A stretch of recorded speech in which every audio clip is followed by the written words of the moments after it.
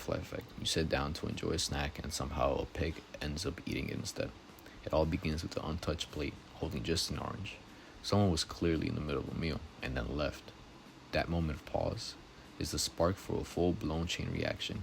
One tiny movement leads to another, and suddenly you've got ramps tilting, levers shifting, toy trucks rolling, and food items flying across the house, all in the name of a chaotic snack transfer. The reason why I picked a pig as a pet is because when I was little, I had a stuffed pig plushie, and ever since then, pigs have been one of my favorite animals, so naturally, this machine ends up with one very satisfied pig, hanging out in their pen, enjoying a snack they never had to lift a hoof for.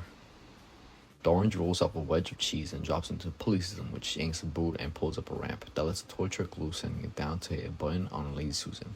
The rotating base swings a set of balls into motion, knocking some into a funnel. From there, they roll into a sideways screw elevator that pushes them into a vertical lift. At the top, a pulley releases a bowling ball. It rolls down a lever and activates a toaster, launching a piece of toast through the air and into a line of dominoes. Those dominoes trigger another toaster, which sends a watermelon flying onto a waiting toy truck. The toy truck drops down, landing on a pressure plate that activates two more toasters.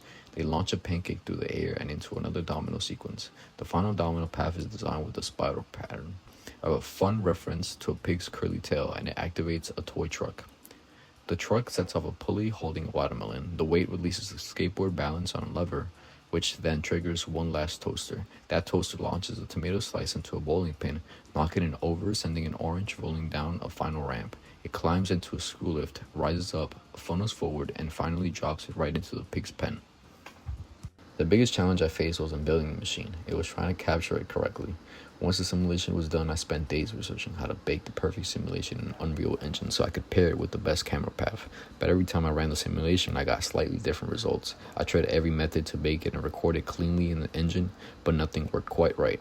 Eventually, I decided to lock in one grade simulation and carefully align a camera sequence that could follow the most consistent path.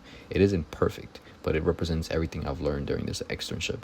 This project taught me a lot about Unreal Engine, especially how to use its UI and cinematic tools. I'm excited to take what I've learned into future creative projects. Thank you, Extern, for having me.